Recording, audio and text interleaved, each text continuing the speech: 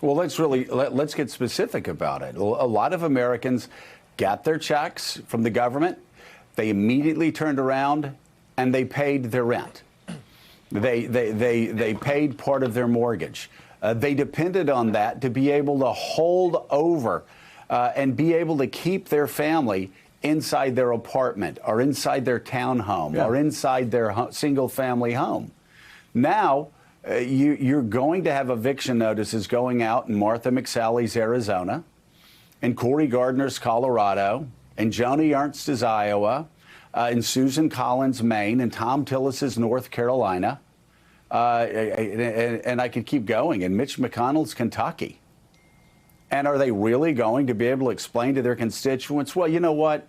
We didn't pass that to keep you in your apartments or to keep you in your home, your family homes, because Ted Cruz and Tom Cotton and people who want to be president 4 years from now, because they didn't want us to pass it. And we just didn't have the power, the strength to roll them and get it passed. Are they going to really say that? I mean, and also, when people are lined up to vote and they can't vote or they find out that their ballots, their mail-in ballots, their absentee votes, ballots don't get there in time because Republicans wouldn't pass legislation now in August. I'm warning you again, Republicans, like I started warning you in March. All right, I'm trying to help you here. If there's chaos in November and you say no to giving the post office the money it needs, the funding it needs, to giving states the funding it needs to protect American democracy this fall, it'll be another mark against you. Just like this pandemic, just like I've been telling you, just about every single day since March, to make your president take this virus seriously, to stop lying to the American people, to stop being Pollyannish to the American people, to stop making promises that obviously were never going to be fulfilled, to stop saying we're going to be able to open by Easter, we're going to be able to open by Memorial Day. Good Lord, the 4th of July is come and gone.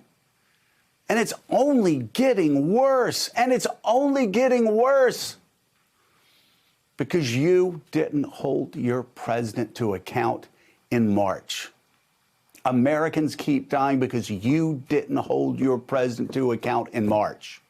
Hell, you wouldn't even start wearing masks until recently.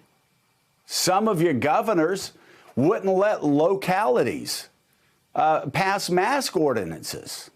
Like, what is that about, right? You've screwed this up terribly.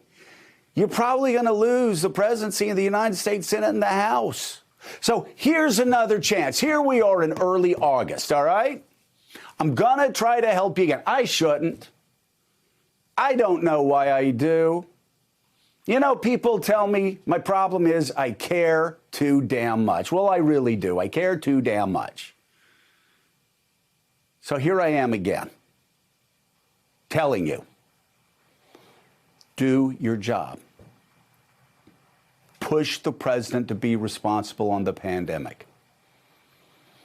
Push Mitch McConnell to pass economic relief that will help struggling Americans at least get a paycheck, that will keep them in their apartment, that will keep their family in their townhome, that will save their American single-family home for a year. Donald Trump talks about the American, what does he call it? The boogie-oogie American crazy-ass dream or whatever he calls it. Some stupid